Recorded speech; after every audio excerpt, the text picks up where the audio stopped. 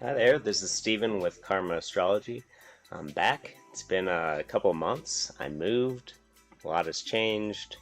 Um, the summer is coming and going, but I'm happy to be back and, starting up again now that my life is settled a little bit more. And I apologize to those of you who were enjoying my forecasts and on a regular basis and looking to see them over the past couple of months. But here I am, and let's just get started then.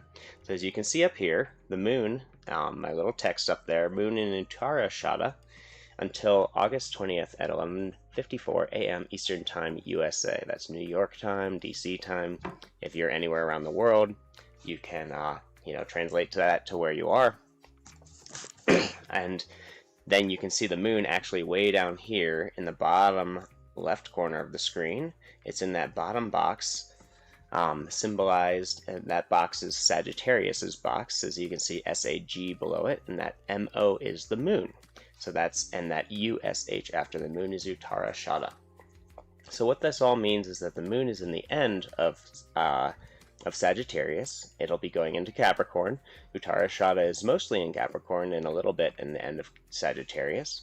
It's actually in Purva Ashada right now for the next hour or two, but I figured this video will be out for about 24 hours, so if you're watching this not live, you'll probably see that, or it will be in Uttara Ashada then. Right now it's in Purva Ashada. Anyways, Uttara Ashada means, Uttara means later, Ashada means victory, or victorious, or unsubdued.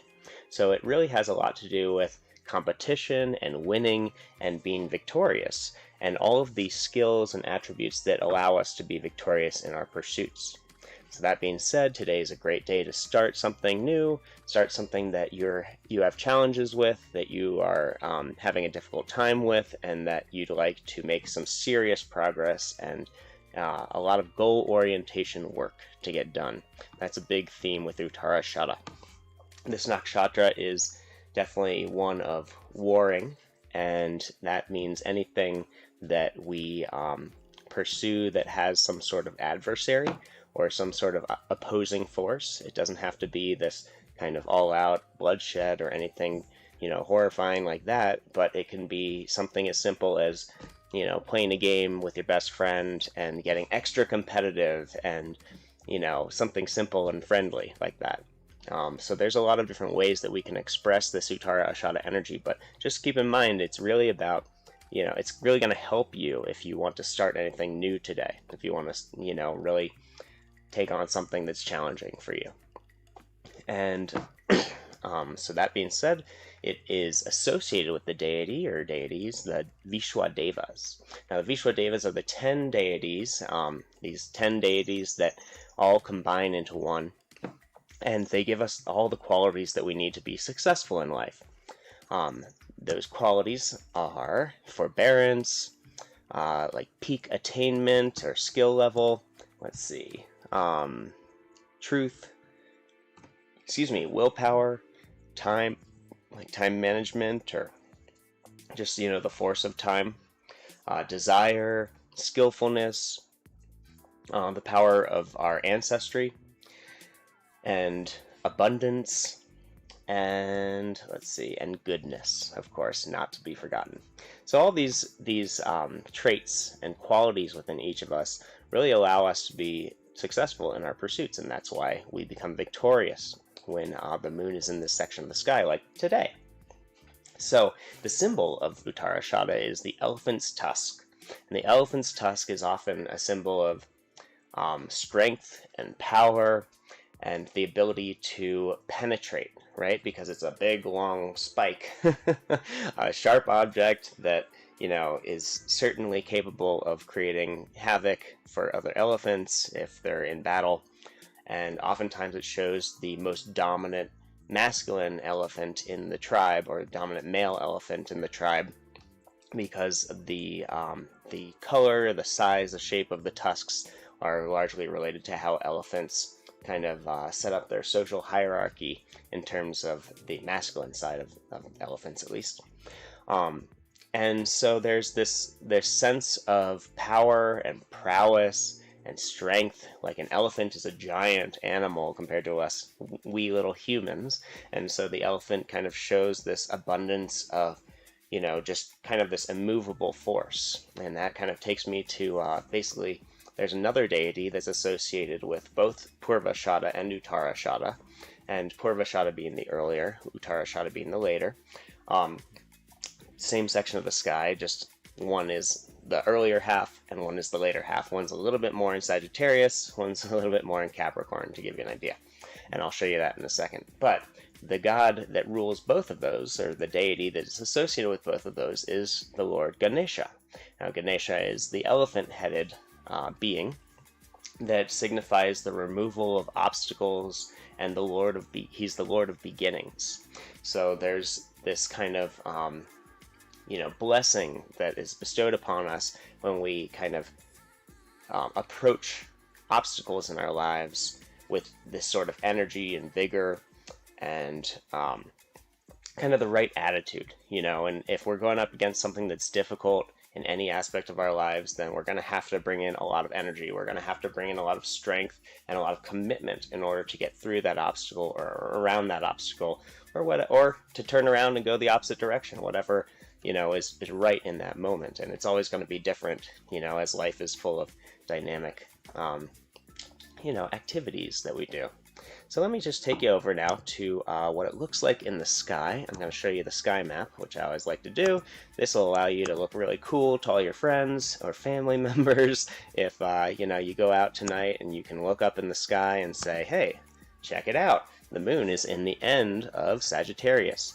So you can see here that right now the moon is right at that end of Sagittarius, and it's going into Capricorn. It's moving right to left on this screen. And you can see that bright object in Capricorn is Jupiter, and that is, or maybe that is Saturn actually, because Jupiter is entering Capricorn from the other side, the far side. It's Jupiter's actually in Aquarius right now, and let me just go over there and show you a little bit.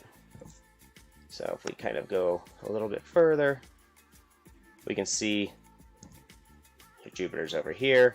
And Jupiter is retrograde right now, so is Saturn, but Jupiter is retrograde, which means it's going from this kind of area down towards Capricorn, towards Saturn over here, and in the direction of the moon, although the moon moves much faster, so it'll catch up to Saturn and Jupiter way before Jupiter gets anywhere close to Saturn. But just to let you know, we're about to have this full moon, and the moon will be right around here at the end of Capricorn, beginning of Aquarius, that whole section. In Vedic astrology, we consider that Aquarius, and same with Western astrology in this case. But just to give you an idea, that's kind of where the moon is. And you can say, hey, that Uttara Ashada is the end, like this kind of end of Sagittarius, and kind of going into the beginning of Capricorn over here. It's a little hard to see some of these stars. But Sagittarius, just to give you an idea, is a really noticeable constellation, and you should be able to see the moon right at the tail end of it. Sagittarius looks like a teapot if you catch my drift over here. And so as we kind of go throughout the night, the teapot will be pouring out. As you can see there, it's pouring out. And so I also like to think of it as like a little Yoda head with a pointy top. He's got his 8th chakra up there, and his little floppy ear over here, and his pointy ear over here. If Yoda had a lazy dog ear or something like that. So anyways, that's basically the gist of what it looks like in the sky. I'll get back and talk about the strengths and weaknesses and kind of close this out so that you have a good idea of things, to do on a day like today. So, in terms of the strengths and weaknesses, let me just get down to my notes. So some of the strengths are that it gives us this sense of virtue or virtuousness. It gives us a higher state of intelligence, makes us more sympathetic, compassionate. It gives us a lot of strong leadership qualities, those kind of qualities that it takes to accomplish tasks.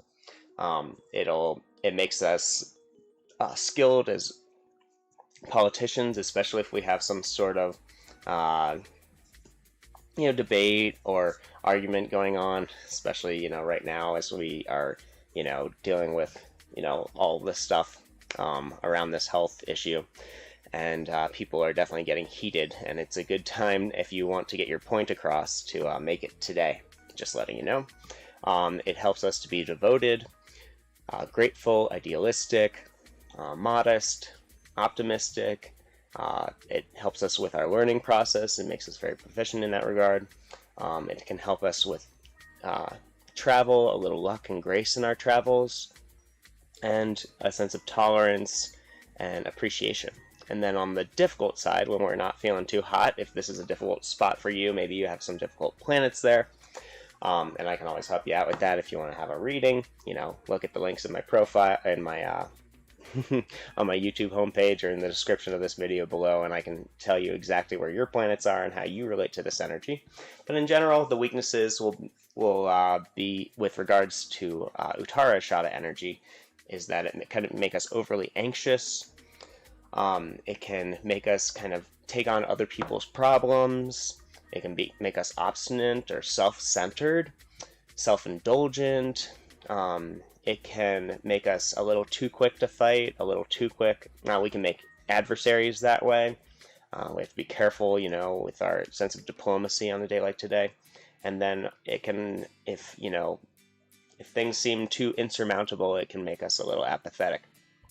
And that can be really difficult. On the other hand, we can be workaholics and kind of grind ourselves into the ground with this nakshatra. So you want to be careful to make sure that you rest enough, that you're relaxing, that you're getting stuff done, maybe in the earlier half of the day wherever you are, and kind of taking it easy more in the later half of the day, as is natural for the whole progression of our day. And then in terms of favorable and unfavorable activities, it's a great day for starting new things, for planning things, any sort of initiations, like starting things. Spiritual activities, rituals.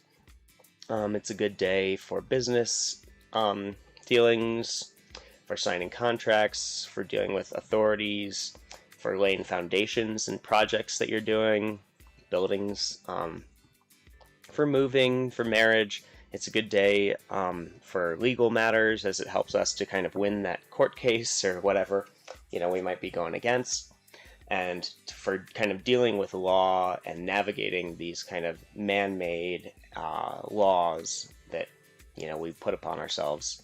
As also it deals with being able to kind of master the natural laws, or just the inherent principles that are true throughout all the universes, God-given principles, that kind of fun stuff. And then unfavorable activities. It's not a great day to finish things, to come to conclusions. It's not a great day for illegal things or anything that's subversive or immoral, because, well, it's never a good day for those, let's be real. But it certainly can come to bite you in the ass if you're not acting ethically on a day like today, because kind of all the powers are at your disposal. So it's really up to you whether you want to use them for better or worse, or right or wrong, and that's certainly something to consider on a day like today. It's not good to be rude, or it's not good to be impulsive either. It's a great day for premeditating things, for like just starting to lay the foundation, taking those initial steps, that kind of thing, rather than kind of closing energy or finishing energy. And that goes a lot in line with Capricorn energy in general, because Capricorn is this is a cardinal sign, so it's about starting new things and really getting going. So that all being said, it's about 14 minutes in. I'm going to call it quits here. I hope you all have a fantastic day.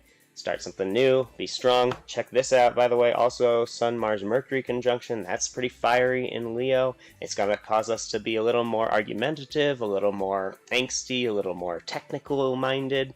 So use that to do some research, to lay that foundation, to really intentionally and intellectually process your decisions before you make them, before you act on them. And and just try and keep it straightforward, keep it simple, and keep it logical. And that's it. I hope you enjoyed this video. If you got a lot out of it, please subscribe. If you want to see these on a daily basis, hit that like button, thumbs up, woo woo woo. And otherwise, I will see you in the next rendition of this. Hopefully, I'm just going to start doing it on a daily basis and get back into it and start, giving you some value. All right, take care. Peace and love. Bye.